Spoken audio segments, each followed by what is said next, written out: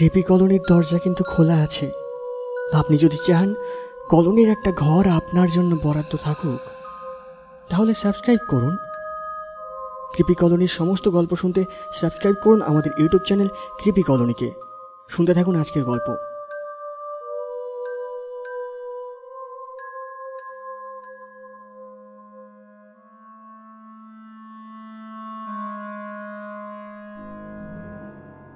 প্রতিহিংসা। আচ্ছা, প্রতিহিংসার জন্ম কোথায় বলতে পারেন? হিংসা থেকেই প্রতিহিংসার জন্ম। আর হিংসা আসে রাগ, ঘৃণা, অক্ষমতা থেকে। আর এদের থেকেই আসে স্বার্থপরতা আর বিশ্বাসঘাতকতা, যার ফসল হচ্ছে প্রতিহিংসা। আজকের গল্পটি আপনি আপনার স্কুল বা কলেজ লাইফের সঙ্গে খুব বেশিভাবে রিলেট করতে পারবেন, তাই বলছি। কিন্তু ভাই, আমি তো স্কুলে পড়িনি, তাহলে আমি কি গল্পের ঠিকঠাক স্বাদ পাবো না? কেন পাবেন না? নিশ্চয়ই পাবেন। শুনুন শুনুন, আপনি এখন যেমন স্বাভাবিক গলায় কথা বলছেন, তখন ওরকম ফ্যাঁস ফ্যাঁস করছিলেন কেন? আপনাদের কি খেদে কাজ নেই নাকি? প্রত্যেকটা ইন্ট্রোতে ঢুকে আমার 12টা বাজাতেই হবে? আজকের ইন্ট্রোটা একটু ডার্ক বানাতে চাইছিলাম, তাকে ফানি বানিয়ে দিতেই হবে? আগে থেকে বলে রাখছি, কিন্তু আজকের গল্প খুব ডার্ক হতে চলেছে, তাই মজা করবেন না। কৃপি কলোনিতে শুনতে থাকুন আজকের গল্প। হরিনারায়ণ চট্টোপাধ্যায়ের লেখা প্রতিহিংসা।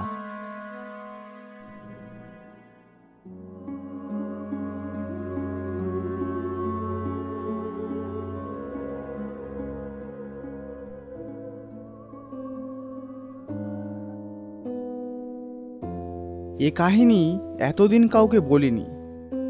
জানতাম বড়দের বলে লাভ নেই, তারা একটি বর্ণও বিশ্বাস করবে না। সব কিছু তারা যুক্তির কোষ্ঠী পাথরে যাচাই করতে চায়। কিন্তু পৃথিবীতে এমন অনেক ঘটনা আছে, সেগুলো যুক্তি নির্ভর নয়, তাদের ব্যাখ্যা করাও সম্ভব নয়। তাই আমরা বলি অলৌকিক ঘটনা, কারণ পৃথিবীতে সচরাচর যা ঘটতে পারে সেই মাপকাঠিতে এ কাহিনী বিচার করা চলে না। এমনই এক অলৌকিক ঘটনা আমার জীবনেও ঘটেছিল। কাজকর্মের অবকাশে সে কাহিনী মনে পড়লে এখনও চমকে উঠি। মাঝরাতে স্বপ্নের মধ্যে দেখি মাঝে মাঝে তারই ছায়া। ঘুম ভেঙে বিছানার উপর উঠে বসি। রাতটুকু আতঙ্কগ্রস্ত হয়ে কাটাতে হয়।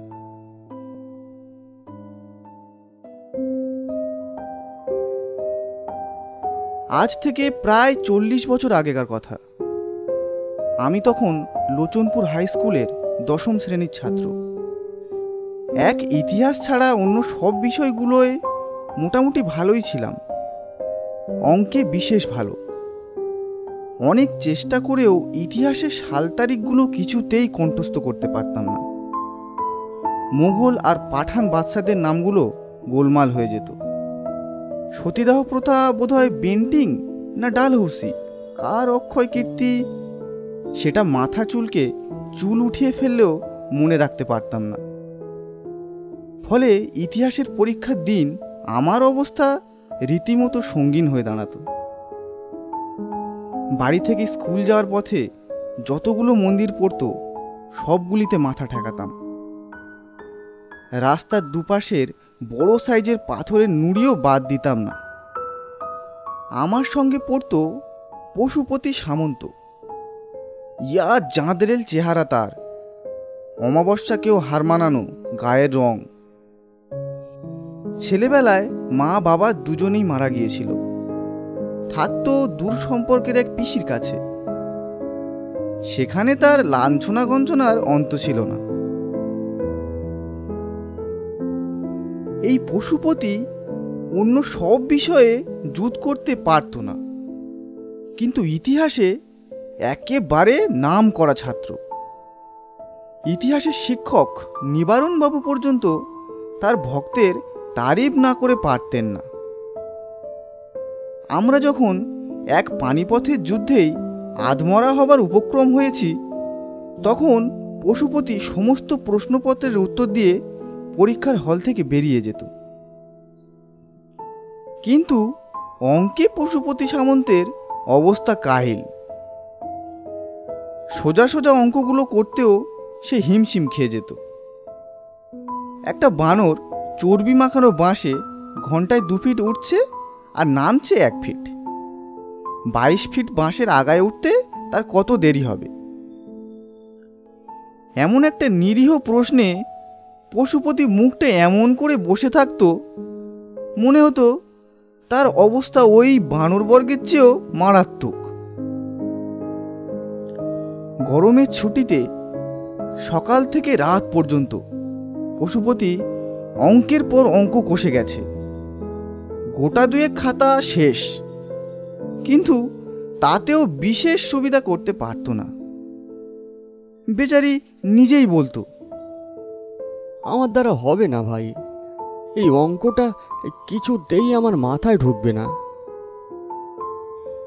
আমাদের আমলে প্রাইভেট টিউটর রাখার এত রেওয়াজ ছিল না। তবু আমরা পশুপতিকে বলেছিলাম, একটা ভালো দেখে অঙ্কের মাস্টার বাড়িতে রেখে দে বরং।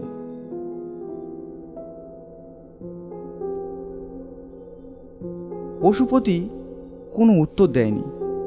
ছলছল চোখে আমাদের দিকে চেয়েছিল। তার মনের ব্যথাটা বুঝতে আমাদের অসুবিধা হয়নি। পিসি কোনো রকমে বাড়িতে ঠাঁই দিয়েছে।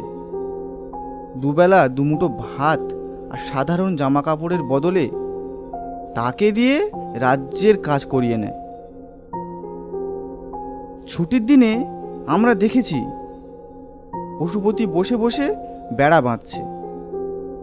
এরপর প্রাইভেট টিউটরের বাড়তি খরচের কথা বললে পিসি যে তাকে বাড়ি থেকে তাড়িয়েই দেবে।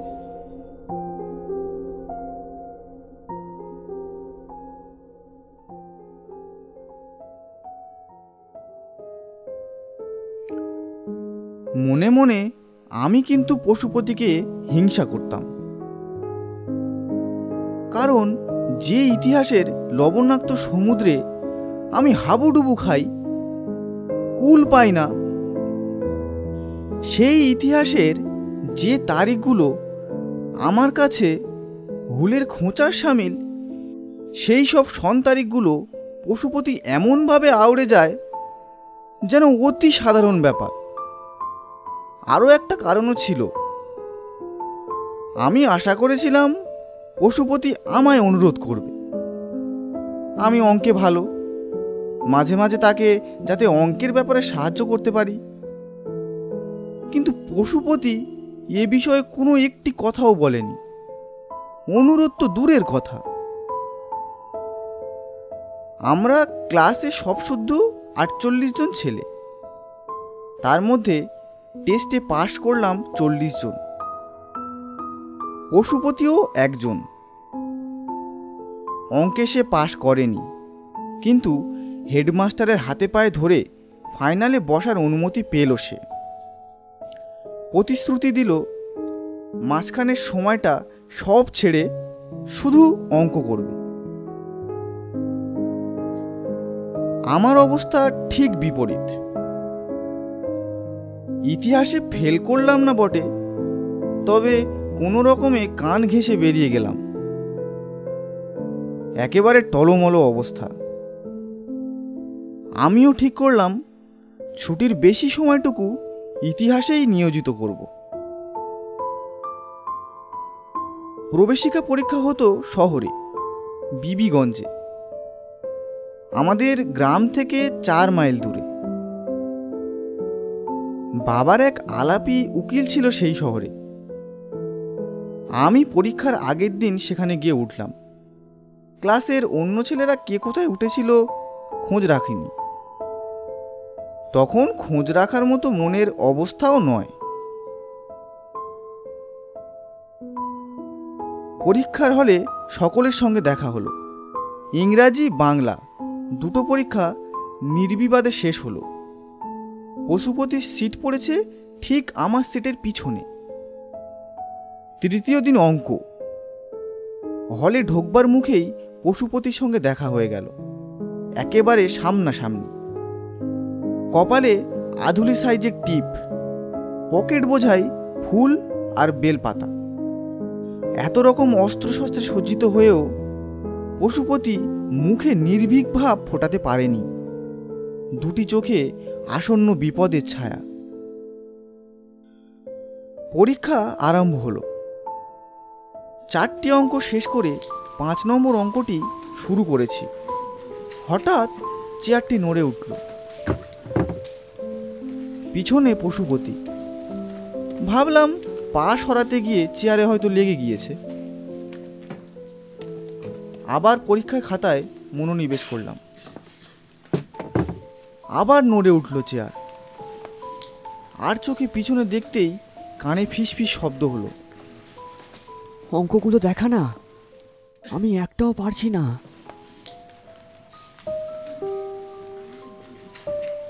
গোটা তিনেক গার্ড অবশ্য এধারে ওধারে ছিলেন। তারা খুব কড়া এমন মনে হলো না। দুজন তো হাতে খোলা বই নিয়ে পায়চারি করছেন। ছাত্রদের দিকে নয়, তাদের নজর বইয়ের পাতায়। আর একজন একেবারে কোণের দিকে দাঁড়িয়ে আছেন। আমি যদি এক পাশে একটু সরে বসি, আমার খাতা দেখে অঙ্কগুলো টুকে নিতে পশুপতির কোনো অসুবিধা হবে না। সব টুকবার দরকার নেই, গোটা 4-5 অঙ্ক টুকে নিলেই যথেষ্ট, 5 নম্বর হয়ে যাবে। কিন্তু আমি নিজেই শরীরটা দিয়ে খাতাটা আরও ঢেকে বসলাম, যাতে কোনো দিকে কোনো ফাঁক না থাকে, পশুপতি আমার কষা একটাও অঙ্ক দেখতে না পায়।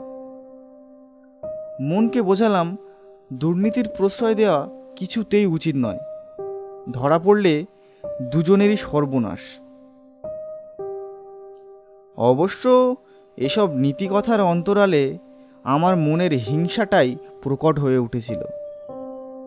পশুপতি আমার পিছনে, কাজেই ইতিহাসের দিন তার কাছ থেকে বিশেষ সাহায্য পাব এমন ভরসা কম। তাছাড়া নিতান্তই বেখাপ্পা প্রশ্ন যদি না আসে, তাহলে ইতিহাসে হয়তো কোনো রকমে আমি পাশ করে যেতে পারি।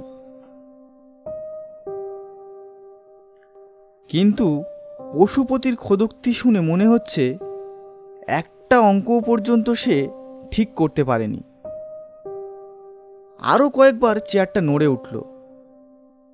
পশুপতির করুণ অনুনয়ের সুর কানে এলো। একটু সরে বস না ভাই, আমি যে একটা অঙ্ক পারছি না রে। একটু সরে বস, একটু সরে বসলেই হবে। আমি বেশি দেখবো না, একটু দেখবো, কয়েকটা। আরে স্যার কাছাকাছি আছে, এখন বলতে পারবো না, পরে বলছি। আমি অনড় অটল। দেখলাম সময় শেষ হবার আধ ঘন্টা আগে পশুপতি অঙ্কের খাতা জমা দিয়ে টলতে টলতে বাইরে চলে এলো।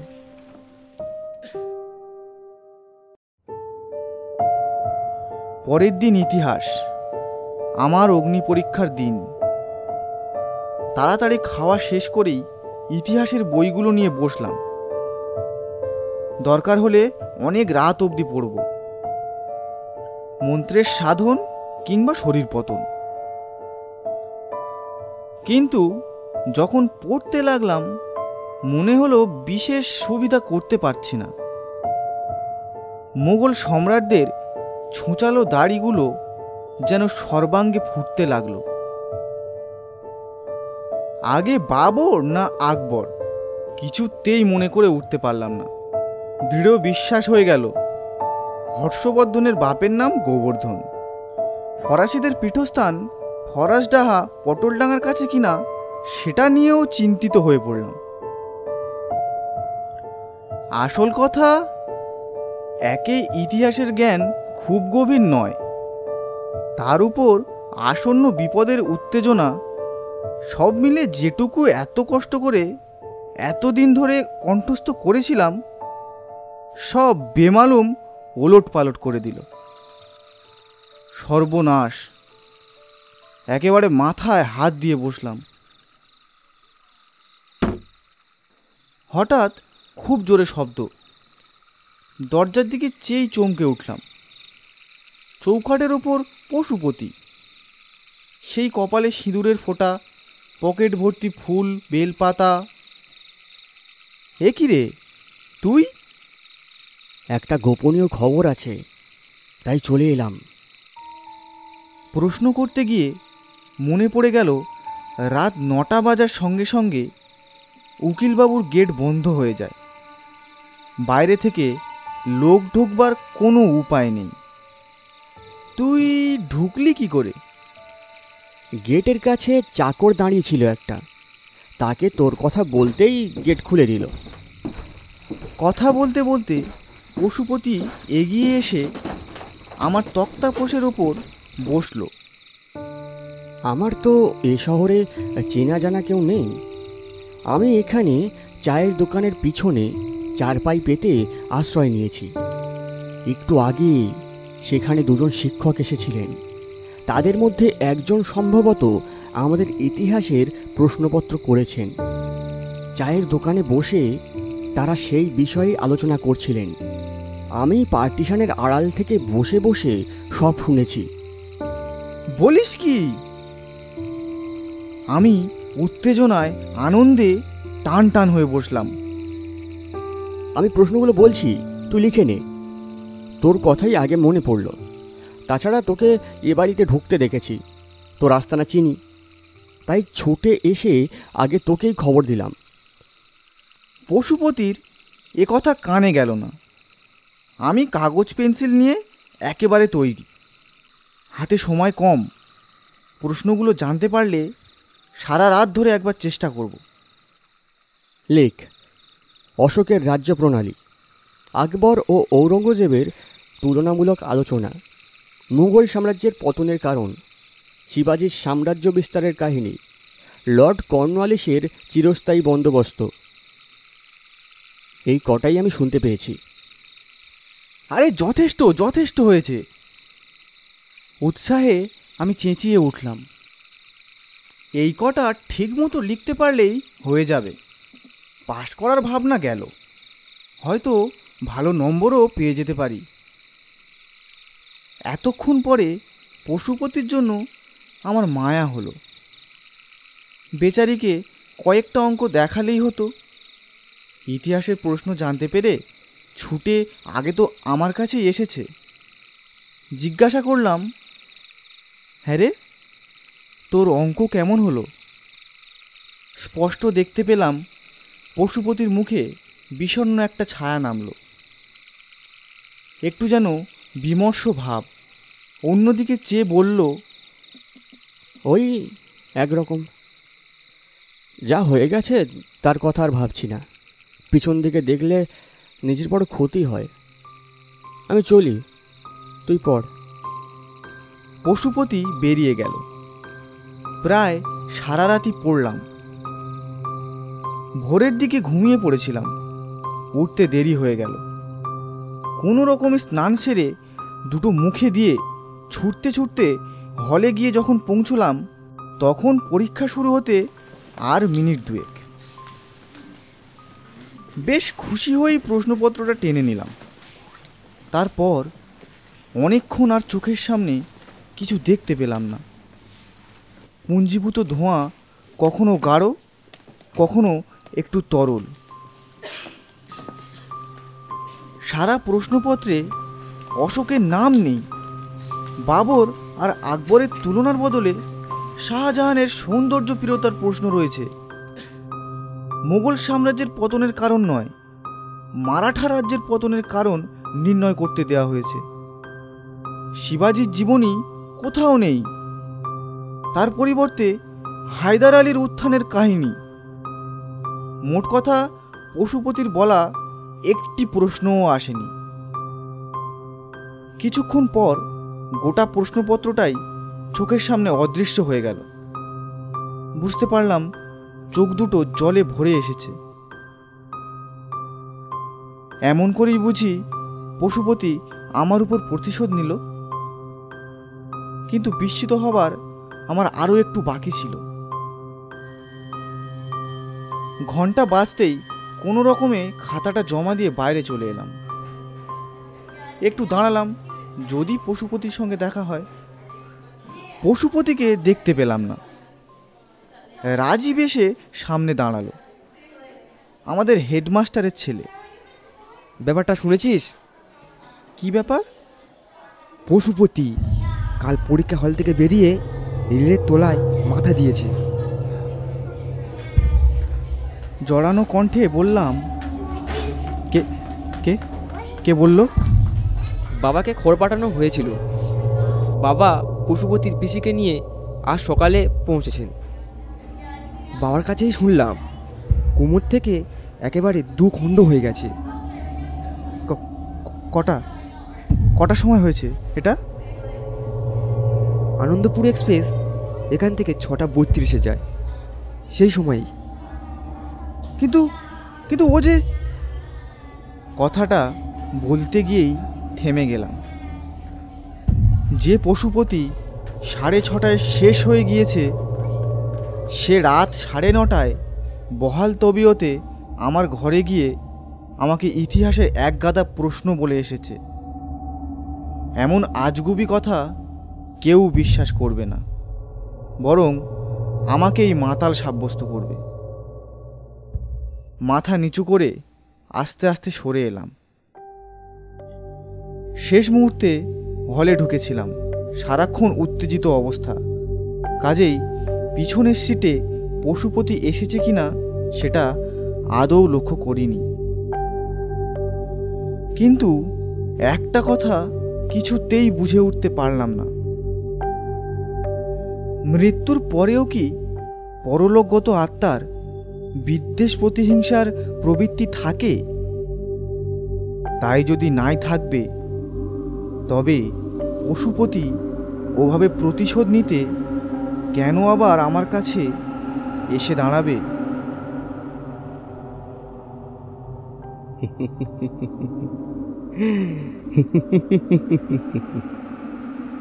ভাই, দুটো অঙ্ক দেখাবি?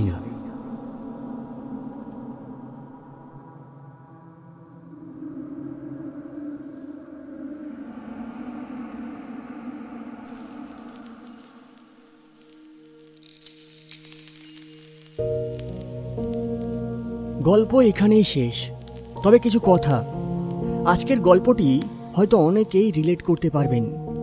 তবে বলে দিই, ভুলেও কোনো দিন কোনো পরিস্থিতিতে পশুপতির পথ অনুসরণ করবেন না। আপনার সমস্যাতে যোগাযোগ করতে পারেন আমাদের সঙ্গে। আমাদের ইমেল আইডি হলো colonycreepy@gmail.com। কি ভাবছেন অঙ্ক শেখাবো? না না না না, দেখাবো। পশুপতি তো একটা বিষয়ে কাঁচা ছিল, আর আমরা এখানে এতগুলো অপগণ্ড সব বিষয়ে ফেল মারা কাঁচা হয়েও কিভাবে প্রত্যেক দিন আকাশের দিকে তাকিয়ে হ্যাঁ হ্যাঁ করে হাসছি আর জীবনের সবটুকু রস নিংড়ে চুষে খেয়ে নিচ্ছি, সেটাই দেখাবো। কারণ ভাই, জিন্দেগি না মিলেগি দুবারা, जुबा पे रखना ये बात और बोलो जुबा। सॉरी सॉरी सॉरी, জুতো মারবেন না প্লিজ, জুতো মারবেন না। আজকের গল্প পাঠে ছিল বিবেক, সূত্রধার ও পশুপতির ভূমিকায় ছিলাম আমি রমেন, হেডমাস্টারের ছেলে রাজীবের ভূমিকায় ছিল গৌরাঙ্গ, গল্পের সাউন্ড মিক্সিং, এডিটিং ও পোস্টার ডিজাইনে ছিলাম আমি রমেন। ক্রিপি কলোনিতে শুনছিলেন হরিনারায়ণ চট্টোপাধ্যায়ের লেখা প্রতিহিংসা। সবাই ভালো থাকবেন, শুভরাত্রি।